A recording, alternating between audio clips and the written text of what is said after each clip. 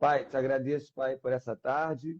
Quero pedir que o Senhor abençoe o pastor Rafael, meu amigo, que possamos trocar uma ideia boa, abençoar vidas e as pessoas que estão vendo agora, as pessoas que vão ver depois na live que vai ficar salva, que o Senhor venha abençoar e de alguma forma venha potencializar os ministérios, o chamado para edificarmos o teu reino. Essa é a minha oração, no nome de Jesus. Amém. Meu amigo, Amém. se apresenta aí para a galera um pouco, fala de onde você é, o que que você faz, o pessoal te conhecer um pouquinho aí. E aí, galera, que bom estar com vocês essa tarde. Estou muito feliz de estar aqui. O Will é um grande amigo que Deus me deu. E eu sou pastor aqui na comunidade Rema, fica em São Gonçalo, fica aqui bem no Alcântara mesmo, em São Gonçalo. Eu liderei juventude aqui mais de 15 anos, à frente de adolescência e de juventude. Hoje estou liderando voluntariado e células aqui na igreja, os nossos pequenos grupos. Sou casado com a Bia, a gente tem 3 filhos, a Aurora, Olivia e Judá, aquela correria que você imagina, né? E eu sou filho de pastor, então eu percebi minha vocação muito cedo e sou pastor porque amo o pastoreio. Cheguei a me formar, sou advogado de profissão, né? Passei no exame da ordem, bonitinho e tal, mas aí a vocação falou mais alto, falou mais forte. E esse ano faço 11 anos de pastoreio aqui na igreja. Que legal, você é fera mesmo. Meu amigo, como é que foi para você trabalhar com essa nova geração, adolescentes e jovens? O que que mais te moveu para trabalhar esse tempo todo com essa galera? Na época, eu era um jovem também, né? Não sou mais. Mas eu foi assim, a gente tinha uma célula lá na minha casa, uma célula de rapazes, e aí a célula cresceu, e aí uma vez a minha mãe chegou lá na célula e falou assim, gente, porque na nossa igreja não tinha ministério de adolescentes, só tinha ministério de jovens na época, né? Gente, vocês tinham que criar um ministério de adolescentes. Eu falei, cara, vambora, vamos pra cima, né?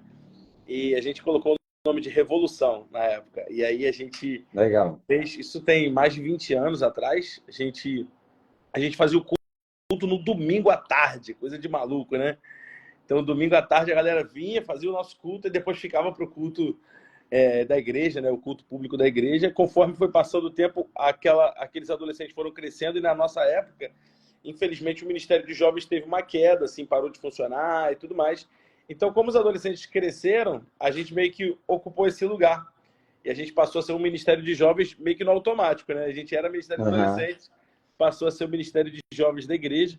A gente cresceu bastante, a gente fazia nossos cultos na sede antiga da igreja, chama de Reminha, né? E lá cabia umas 250 pessoas, e a gente chegou a fazer 2 cultos por semana. Todo sábado a gente tinha 2 cultos, o culto das Que 7 legal. e o culto das 9. A gente fazia o culto igual, para a pessoa poder escolher mesmo o horário que queria e tudo mais, né?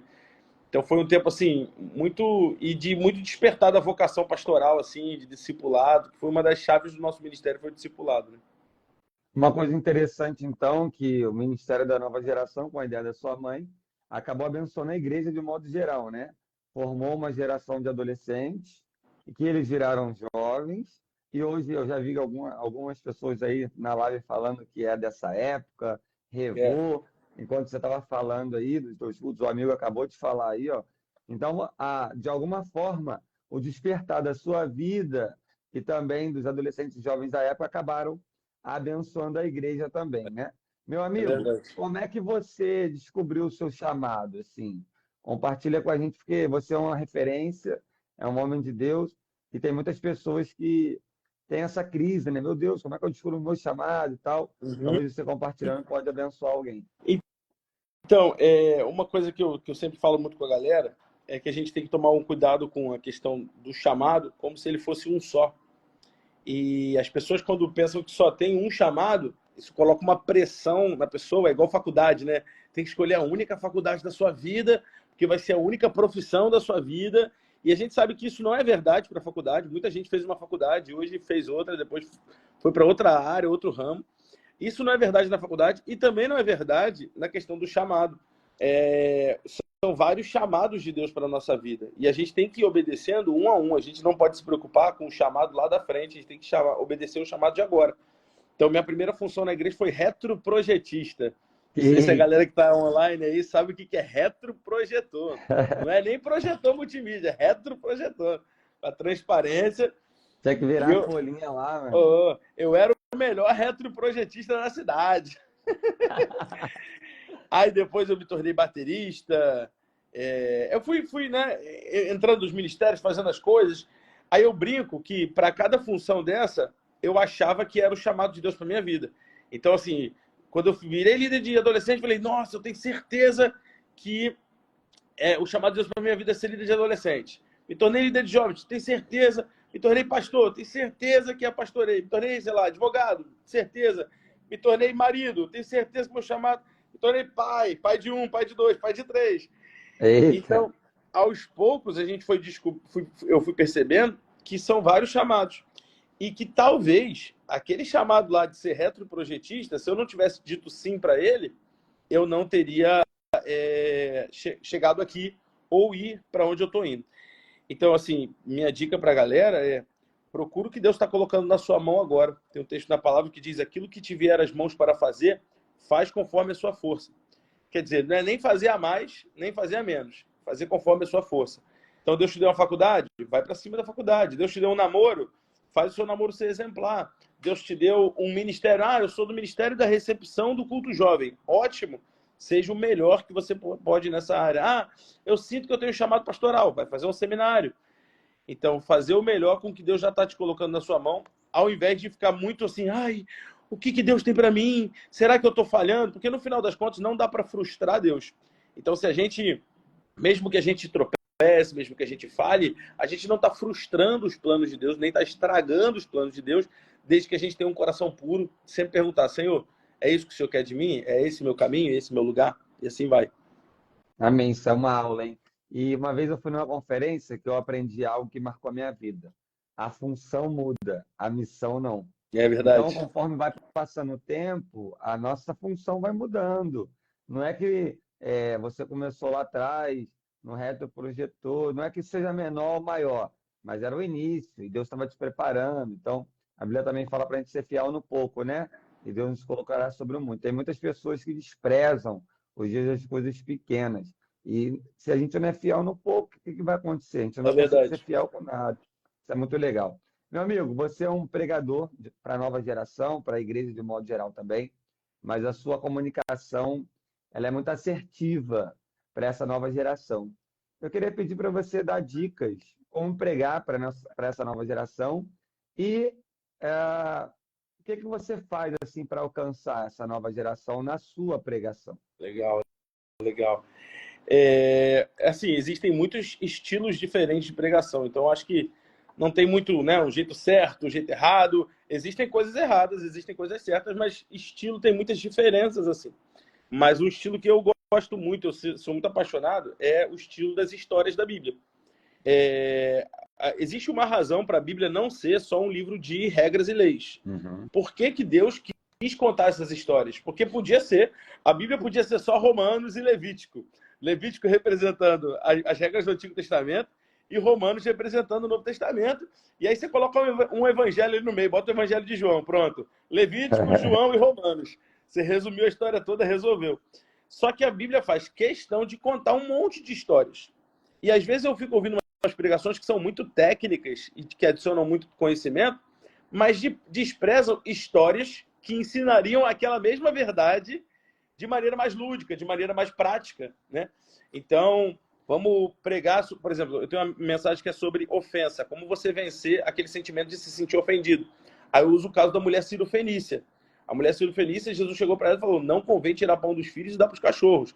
Quer dizer, existe uma ofensa ali, mas ela vence aquilo ali, aquele sentimento de se sentir ofendida, de vítima, de vitimismo, e ela, puxa, os cachorrinhos também comem das migalhas que caem da mesa do seu Senhor. Então eu gosto muito, em toda mensagem minha, achar os personagens que vão contar a história técnica, a história teológica. Então a gente tem os textos teológicos, que a gente vai trazer, geralmente as cartas de Paulo e tudo mais. E aí, em cima disso, a gente acha qual personagem... Porque tem algum personagem na Bíblia que passou exatamente por aquela situação e que a gente pode contar uma história com base naquele personagem. Então, essa é a primeira coisa que eu gosto muito de fazer, porque ajuda muito as pessoas a assimilarem. Até porque eles estão olhando para a vida de alguém. E aí é mais fácil eles entenderem aquilo olhando para a vida de alguém e para uma história do que olhando para uma letra pura, né? uma regra pura que é importante, é técnica, é teológica, eu amo teologia, etc, etc. Mas quando a gente traz a história, fica muito mais real. E a segunda coisa é prático, que seja prático. Eu, para te falar a verdade, eu já recebi crítica nesse respeito, no sentido da mensagem ser muito prática. Pô, pastor, sua mensagem é prática demais. Então, eu sempre falo, como é que você aplica aquilo na faculdade? Como é que você aplica aquilo no namoro, na escola, né? E até para adultos também, não só para jovens, né? E aí, não só para adolescentes, aí no casamento, como é que você lida com isso? Então, assim, eu gosto muito de pregar mensagem. Eu acho que é um pouco, Will, da questão pastoral nossa, né? Que eu acho que, às vezes, na itinerância, o camarada, às vezes, tem uma responsabilidade de impressionar, que a gente não tem, porque eu estou pregando pro meu povo mesmo, né? Sim, Então, eu quero mesmo que eles aprendam e que eles pratiquem, né? isso Então, aí. esses dias eu preguei uma mensagem aqui na igreja, o tema foi A Casa que Jesus Visita. E aí eu contei a história de algumas casas que Jesus visitou e o que aconteceu nessas casas, vai acontecer na sua casa também. Mas, assim, a volta da mensagem inteira foi para explicar para o pessoal a importância de ser anfitrião de célula. Sim, Então, é isso, é a prática. prático. É prático. No final, você vai tomar uma decisão, sim ou não. Você vai aceitar Jesus, sim ou não. E eu gosto muito disso, de ter, no final, uma decisão que a pessoa tenha que tomar no final. Seja ela de salvação ou de outras decisões que ele precisa tomar na vida. Amém. Salmo 22 vai dizer: sejam praticantes da palavra e não apenas ouvintes, enganando a si mesmo. A gente é do mesmo time, eu também gosto de pregar bem prático. Agora, uma outra coisa também que eu vejo que é uma característica sua, é você é um cara engraçado pregando, né? Você gosta de brincar.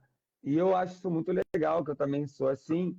E rir não é É pecado, né, cara? Tem muitas verdade. pessoas que não entendem isso. Culto é celebração, não cortejo fúnebre. É, Então, às vezes, parece que o pessoal adora um Deus vivo como se fosse morto. Fala um pouco sobre isso, cara. Assim, é natural, você é engraçado assim o tempo todo mesmo? Ou vai preparado, acontece na hora? Como é que é isso aí na sua realidade? E se você acha que tem algum problema, rir pregando, fazer é, os outros rir, sendo bíblico, cristocêntrico, mas também usando humor um pouquinho. assim, é meio que automático. Eu não me lembro de já ter escrito uma piada no esboço, né? Tipo assim, nesse momento, fale aquilo ali, né? É muito espontâneo. Eu, no começo, tive até que lutar contra o personagem engraçado. Porque às vezes, quando a gente está tímido, a gente está com vergonha, a gente está com medo na hora de pregar, a gente está ali nervoso, a gente acaba tentando ser engraçado para quebrar um gelo e acaba se perdendo no personagem, sendo só engraçado sem passar a mensagem, né? Então, isso para mim, lá no começo, chegou a ser um desafio de eu falar, cara, eu preciso segurar a onda, Focar. pregar, e cumprir o que eu fui chamado aqui. E se a galera tá reagindo ou não, é porque muito do meu meio pentecostal é aquela pegada do cara tem que reagir, a igreja tem que reagir. E não é essa a verdade. A igreja tem que receber, a igreja tem que aprender. E mas é um pouco de quem eu sou também. Eu sou muito assim, eu gosto de fazer piada. Eu acho, foi a minha ferramenta, quando do meu ensino fundamental, ensino médio, eu não tinha muitas amizades. Até hoje eu não tenho algum amigo do ensino médio ou do fundamental que minha amizade durou com ele até hoje, porque eu não tinha muito amigo mesmo, por algumas razões. E uma delas, sem se fazer de vítima, uma delas era o fato de eu ser crente. É diferente, não tem jeito. Os caras chamavam Aham, para uma coisa, eu queria fazer outra. Eu chamava para uma coisa, os caras queriam outra. E aí sim. o pessoal me zoava demais por ser filho de pastor também. Eu lembro que eu tinha uma fase que eu estava mais roqueiro, assim, metido a roqueiro. Aí eu fui com uma calça rasgada para a escola. Aí o cara falou para mim, ué, ô Rafael, a oferta lá na igreja do seu pai tá fraca? O que que tá acontecendo? É mole. Então, assim, o pessoal pegava no pé. Aí o jeito que eu era gordinho também, ainda sou até hoje, e o jeito que eu arrumei para disfarçar, para sair disso, para vencer isso, era ser engraçado. Então a gente conhece muita gente muito gordinho engraçado por aí. Por que o gordinho é engraçado, né? Porque o jeito que ele arrumou para não ser zoado era se zoar. Então eu sei todas as piadas de gordinho que você imagina e eu já faço ela com antecedência. Eu lembro que pregando lá no acampamento de vocês, teve um vídeo que eu passei de uma ginasta famosíssima Aham. e eu falei que eu ia fazer o mesmo movimento que ela e coisa e tal, né? E isso é tão legal que gera conexão. Eu acho que toda ferramenta de linguagem, ela é uma ferramenta, ela é boa. E ela só não pode se tornar o nosso Deus, né? O nosso vício de linguagem só não pode se tornar a nossa muleta. Tem gente que não consegue pregar sem ser engraçado. Eu acho, recentemente, até aqui na minha igreja, eu tenho sido até um pouco mais... A mensagem tem sido até mais séria por causa do tema, né? E aí o humor não virou uma muleta. Não pode virar uma muleta. Só consegue pregar se for rindo, se for brincando, né? Tem momento que a questão é séria mesmo, né? Sim. E também tem aquela questão que quando você, não de propósito, sendo quem você é, porque eu também sou assim, eu sou brincalhão o tempo todo. Então, É na diferente. realidade, a gente não pode mudar no púlpito, né? Eu penso muito assim. Tem gente que pega o microfone, amaltíssimo e eterno Pai, soberano. Mas a pessoa não é assim, cara. É, Deus nos usa como nós somos. Então eu não tenho que ser quem o outro é, eu tenho que ser quem Deus quer que eu seja. E é algo é. natural. E eu vejo isso na sua vida. E também tem Amém. muitas igrejas que pensam que é pecado rir, né? E não é É, pecado rir. Rir é bom, rir faz bem. E às vezes você descontrai um pouco, a pessoa está ali meio armada, não querendo ouvir a palavra, e aí você tira um sorriso da pessoa, ela já abre o já coração dela ali. Eu também vejo que, confia em você, é isso é, aí. também vejo que não tem dificuldade nenhuma.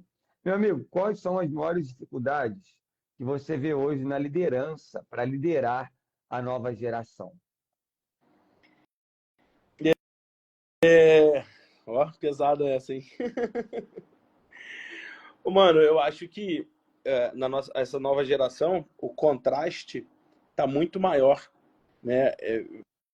Antigamente era um pouco mais cinza. Então, assim, tinha gente que queria mais ou menos, gente isso, gente que... Hoje o contraste está muito maior. Tem gente, assim, pesada no pecado, afundada mesmo. E tem gente afundada na presença, assim, que você fala, caramba, são dois mundos muito, muito diferentes. E eu acho que depois da pandemia, mudou tanta coisa no jeito que a gente faz as coisas, no jeito que a gente fala. E os novos adolescentes, eles querem outra coisa. Eu tava ontem num rodízio de pizza de um aniversário. Aí tinha um rapaz lá que ele tava com aquele modelo de cabelo que é tipo uma cuiazinha assim. Aquele negócio que pra gente foi horrível um dia e que a gente zoava quem botava o cabelo desse jeito. Hoje a gente acha, os adolescentes falam, nossa, que lindo que o cara tava ajeitando. Sabe aquela franjinha pequenininha que os caras fazem aqui em cima da testa Aham. assim? Ele tava ajeitando assim, todo orgulhoso, todo feliz. Falei, meu Deus, eu tenho nem coragem. Os meninos chegam aqui na igreja com umas calças largas. Eu passei pela época da calça apertada, né? É, Aí, é, e até hoje minha calça é normal, mas é justa. Os caras usam uma calça larga, tipo assim, 3 números acima, eles querem outra coisa.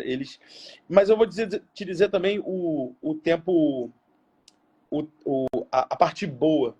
Eu vi alguém dizendo que a nossa geração, a geração anterior, tinha ausência de conteúdo, não tinha muito conteúdo, mas tinha muito relacionamento. Quer dizer, eram bons pastores, assim, amavam, mas os caras não entendiam nada, não tinham teologia, não tinham. Ok. Hoje é o contrário, a nova geração, os caras entendem muito, mas falta para eles, digo, para a geração de adolescentes e jovens, relacionamento. Eles estão cada vez mais se sentindo, precisando desse grupo, dessa tribo. A coisa grande já não atrai mais eles. Mais do que nunca, fazer um mega evento, um mega congresso, uma mega conferência já não é mais tão fácil. A galera já não quer estar na multidão. O cara quer estar num pequeno grupo, o cara quer fazer parte de uma coisinha que é só ele ali, mais uma galera. Então a gente tem que estar muito ligado em como fazer bom uso dessa. É uma tendência. Como fazer bom uso disso, né? Saber que, bom, se essa galera está querendo ter mais um tete a tete, eu tenho que, por exemplo, você tem mais de 100 líderes dentro do seu ministério. Então, o cara que não faz isso hoje e que ele tenta ter aquele ministériozão focado na pessoa dele não e coisa e tal, tem tá como. fadado, mano, tá fadado ao fracasso, porque Exatamente. essa nova geração não está interessada nisso. Eles não querem construir. Você vê que esses grandes eventos e coisa e tal, tem a galera mais velha, até da nossa geração. Mas os adolescentes mesmo, né? Você pega, vou dar um exemplo, quer ver? A garotada tem ouvido muito um cantor chamado José Júnior. Conhece José Júnior? Aham. É assim, a molecada toda ouve, chapação profunda, né? Aquela adoração ali Ele e o profundíssima. café dele, aí, ó. Aí, galera, esse aí Aí o ama cafezinho. café, filho. Ele pregou lá no acampamento, ele tomou 3 cafés, no início, na pregação e no final. Pediu música no Fantástico. Esse aí curte um café com uma beleza. Ah, é verdade. Então você pega o José Júnior, por exemplo, o cara não faz agenda. Ele vai só na igreja de um amigo ou outro ali, tentamos chamar ele aqui na conferência. Cara, não faz agenda, não tem agenda mesmo. O cara só lança a musiquinha dele ali. E é isso que a galera ama. É isso aí. Assim, a geração de hoje já não quer o que a de antigamente queria, né? E não que a gente tenha que dar só o que a pessoa quer, mas usar o caminho do que ele quer para entregar o que ele precisa, né? Amém. E aí nós precisamos fazer essa leitura do É. tempo. E tem muitas pessoas, igrejas e líderes que não estão fazendo. Tem igrejas que estão prontas para o século passado, né, mano? Só que nós estamos no século XXI, então é desse jeito. Meu amigo, qual dica você daria com a sua experiência para quem quer começar o Ministério de Adolescentes agora, não tem muita estrutura? Quais dicas você daria? Mano, assim, para todo ministério de todo tamanho, seja começando, seja, mas começando melhor ainda, discipulado, discipulado, discipulado, discipulado, discipulado, discipulado. Usar tudo como desculpa. Então, lá em Irajá, por exemplo, vocês têm um ministério de esportes absurdo. E eu tenho certeza, o ministério de esportes lá é só uma desculpa para discipular a galera. Isso aí. Então, vamos fazer um culto? Vamos, para quê? Para discipular a galera. Vamos fazer uma conferência? Vamos, para quê? Para discipular a galera. Vamos fazer pequenos grupos? Para discipular a galera. Eu brinco assim, seu pastor talvez não permita que você faça, em cada igreja tem um contexto, então, às vezes teu pastor lá não permite que você faça uma rave.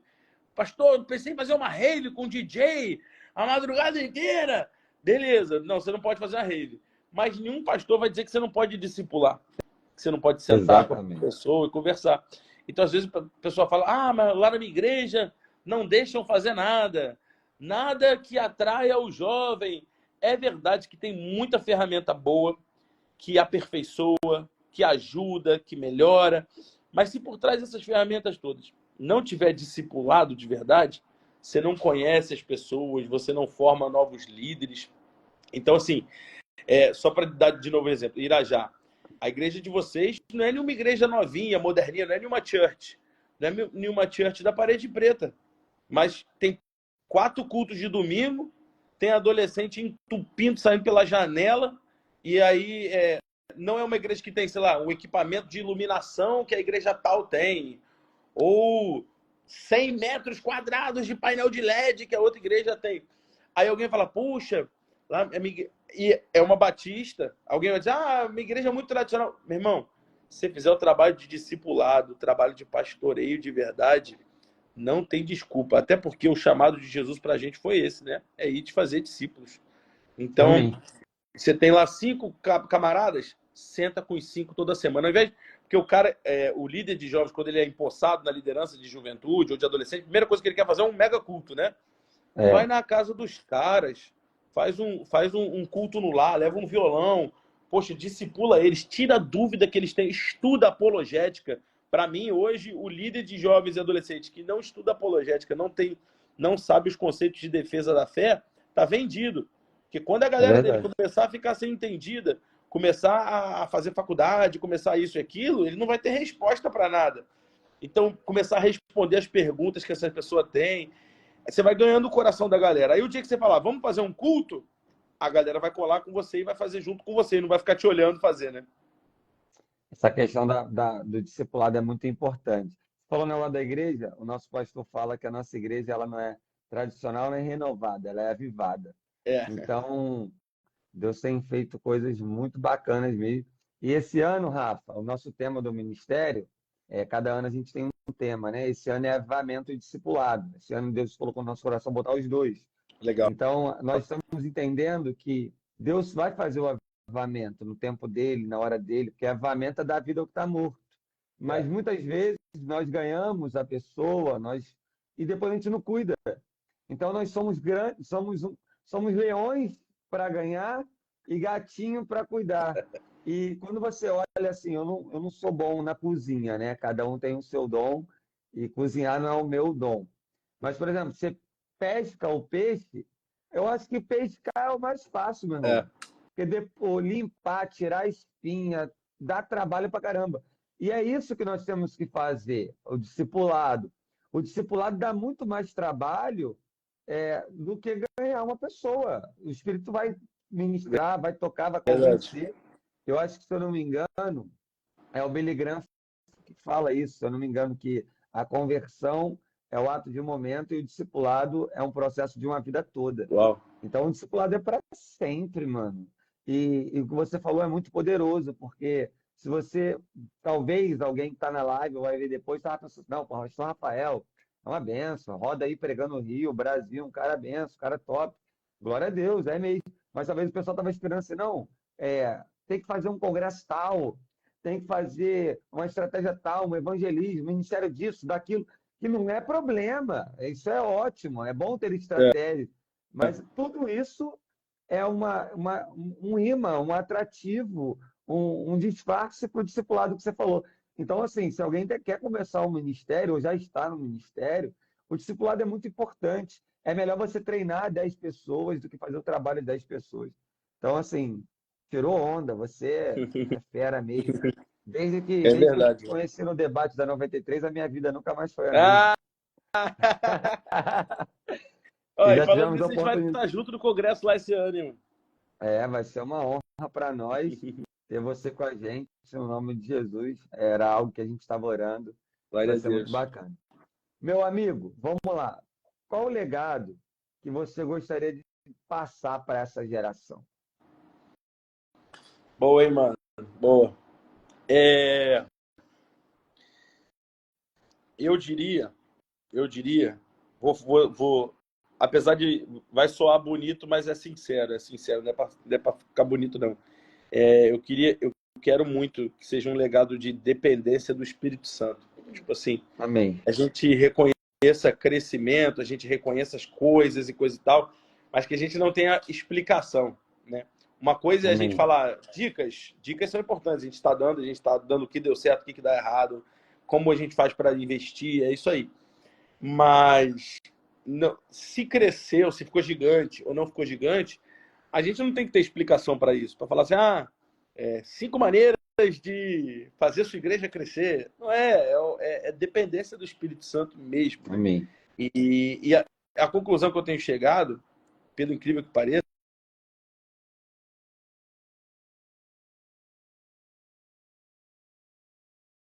é só aparência. É só aparência. Então, assim, dá para fingir uma coisa sem ser.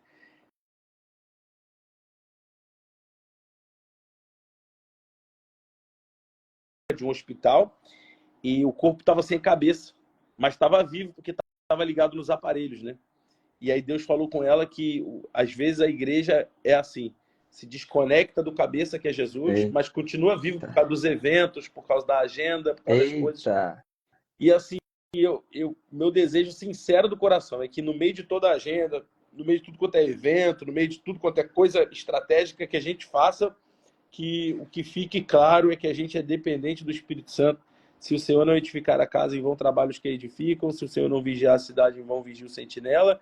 E a gente tem, aos seus amados, ele dá enquanto dormem, né? Descansar no Senhor mesmo. Amém. Coisa linda. Forte isso, hein? Muito forte. Glória a Deus.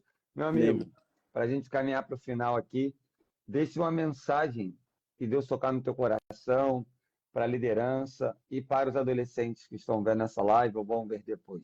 Algo que você quiser, fica à vontade. Amém, mano. Amém. Vamos voltar lá naquilo que a gente falou lá no começo sobre o chamado de Deus. Então, assim, abraça o que Deus colocou na sua mão. Você tem uma... Acho que a oração que a pessoa tem que fazer é olhar para as mãos e falar, Deus, o que está nas minhas mãos? O que o Senhor confiou nas minhas mãos? A chave para o seu futuro está em alguma coisa que Deus já colocou na sua mão. Então, sua futura esposa é alguém que um dia vai ser sua amiga. É Sua verdade. futura profissão é um cursinho que você fez e acabou gostando daquilo ali. Ou seja, não desprezar o dia dos pequenos começos, as pequenas coisas. Então, olhar para Amém. suas mãos mesmo, o que Deus me deu? O que Deus me deu? E aí, se você souber o que Deus te deu, você vai saber cuidar disso e multiplicar isso. E aí, quando você multiplica seus talentos, quando o texto da parábola dos talentos conta a história, aquele camarada que multiplicou mais os talentos, no final, o talento do cara que não multiplicou nada foi adicionado ao que tinha multiplicado mais. Quer dizer, você olha para a vida de grandes homens de Deus, grandes líderes, e fala, caramba, como é que o cara fez isso aqui tudo, coisa e tal. Ele foi fiel naquele pouco. E além de multiplicar, Deus ainda adicionou o que muita gente desprezou. Tem gente por aí desprezando as pequenas coisas. É Você não, você verdade. vai dizer, Deus, você tem um pai, você tem uma mãe, trabalhe para ganhar eles para Jesus. Você tem um primo que está afastado, trabalhe para ganhar eles para Jesus. Você faz a sua vida devocional, todo dia você lê a palavra, você se consagra ao Senhor, faça melhor, se esforça mais. Sua vida de jejum, sua Amém. vida de... E assim, é o que te vier às mãos para fazer. E você vai se surpreender mesmo. E a palavra diz, eu é que sei que pensamentos têm a vosso respeito, pensamentos de paz e não de mal, para vos dar o fim que desejais. Quer dizer que o final, Deus garante, vai ser o final que a gente sempre Amém. quis. Ter uma família, está bem, está constituída, etc, etc. Ok, mas o processo pertence a ele. Então, só uma última coisa que me veio à mente aqui que eu lembrei. Os discípulos no começo da igreja eram chamados de os do caminho. Né? Gente que aprendeu que pertence ao caminho. Eu não estou indo para um destino. Oh, você vai ser pastor um dia. Você vai vai viajar o mundo todo. Se tiver que viajar, a gente viaja. Se não tiver, a gente não viaja. Eu não pertenço ao destino, eu pertenço ao caminho. Amém. Né? Jesus é o caminho, eu pertenço ao processo. Glória a Vamos vendo Deus. onde Deus vai me levar. Os que são guiados pelo Espírito são como o vento. Ninguém sabe de onde vem, nem para onde vai. A gente só vai sendo guiado. Amém. Coisa linda. Pastorzão, ora pra gente encerrar. Amém. E quero agradecer, muito obrigado. Que Deus continue abençoando sua vida, sua família, seu ministério, seus filhos, sua esposa. E que Deus derrame uma unção nova sobre a sua vida e que você ainda venha viver os melhores anos do teu ministério no nome Amém. de Jesus. Tá bom? Amém.